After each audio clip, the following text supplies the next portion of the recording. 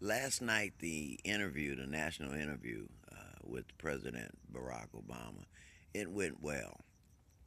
Um, he's very sharp. Um, some of the questions, some of the comments, some of the responses to some answers he gave were um, not quite amicable. Um, and he's who he is. If he had a different attitude, if he was Ronald Reagan or Teddy Roosevelt or God forbid somebody like Donald Trump, um, the guy asking him a question that puts him in a bad position, being the executive chief of the United States of America, he probably would have told him to shut up at some point. It would look bad. But see, sometimes the truth looks bad. If I say that the sun is out and it's a beautiful day, that does not mean that tomorrow it won't be dank and dark and misty and cool. One thing does not mean the other. If I say we need rapport between the police officers here in South Central LA and everywhere, but especially here because I'm here, then I know that we need some rapport. It's never any rapport. Very seldom. When they confront a black guy, they put their thumbs in their belt and stand in front of you with legs spread apart, like God. And you better not ask, what did you stop me for? Shut up, man. I'm asking the questions. You're not asking the questions here. Right away, immediately, that creates dissension. That creates a feeling of, we always feel that they're showing us their superiority. Um, it's it's just like, let me tell you, to get the real truth, you have to have somebody who knows the real truth. You have to have someone who has been on both sides of the fence. That does not usually happen though, because if you get a football coach, you prefer to have somebody who has played the game and learned the game. Usually, the best coaches are the guys who watch real carefully, have good minds. They're usually not the guys who represent the All Star team 12 years in a row in Hawaii. It's usually a guy that was a pretty good athlete and probably suffered some injury early on. And he was a nice guy, good in the locker room, and the coach kept him on, and he got a clipboard, and his IQ was okay, and because he doesn't have to be a genius, but he had to watch and learn and be real passionate and interested, and those kind of guys make the best coaches. Guys like Jerry West and Magic Johnson and Larry Bird, Kobe Bryant, Michael Jordan. When you reach that kind of success in your field, you probably don't make a really great coach. I mean, it's not that you don't know something, because you know everything. Those guys I mentioned know everything there is to know about basketball, but they don't have a lot of patience, and they don't understand some guys not being able to do some fundamental things. But for whatever reason, I'm just trying to say to you people that it's a fake. The media, the the newspapers, all of it's the people that run all these businesses, the media, the TV, Hollywood,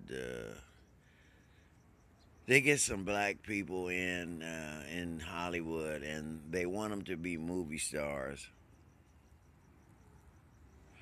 because what the man always says is what he wants us to think is, "Oh, I'm a fair guy. I'm giving you a second chance. You you you you were a slave." I mean, he doesn't say that, but you come from that slave mentality. But we're giving you a shot now. I think Kevin Hart made more money than anybody in America last year, or maybe this year. But I heard something on the radio yesterday, and I think he made more money than Messi. He's a, a soccer player. Um, but that girl, that singer, Taylor Swift, she made tons of money. Um, but that's not the point. The point I'm trying to get to is the people at the top that own everything, that run everything. They want us to think that we're we're being fair. We have some black people in the media at this level, at that level, at this, at even now in the White House.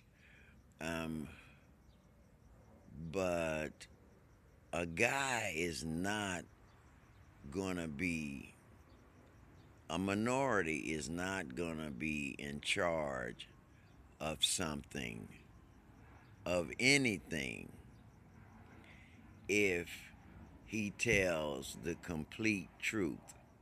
It's not gonna happen. It's not gonna. I see a lot of rappers. I see a lot of celebrities, and the media wants to post them up as G's. Oh, he's a G. Oh, he been to jail. So we give second chances, and we let you do this and let you do that.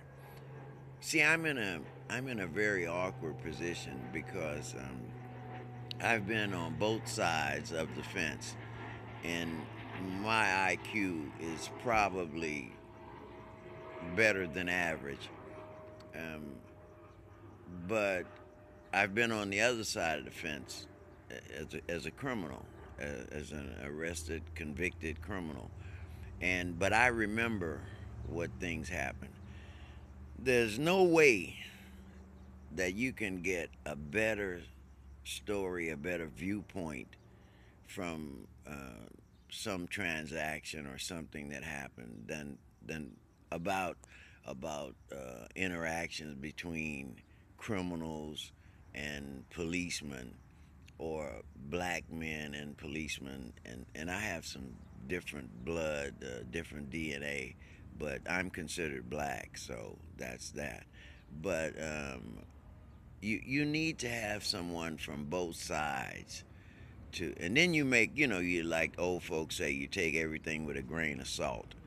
You don't believe everything you hear and write it down in blood on concrete, and take it like that. You make your own conclusions, but you need to have somebody who knows both sides of it. I got stories and stories. It took me all these years to figure. Last night, laying down looking at TV, it took me all these years to figure that what I really wanted to do was go to school. Um, in the 60s, 70s, we had affirmative action. You got 13% minority, and so the government figured, well, then 13% of the people that apply to go to college should be able to get in. They don't have a lot of money. Well, they already know we don't have any money, not compared to the money white folks have. So it was pretty good. In my generation, everybody went to school. I know some guys who drank Thunderbird every day, smoked weed all day. But we had some leaders, some speakers, on TV, in the newspaper. H. Rap Brown, Huey P. Newton, Andrew Young, Martin Luther King, Malcolm X. We watched Muhammad Ali. I saw Jim Brown stand up to anybody like he was a man, like God intended it to be. Um, but who in the hell did the writ to get that case in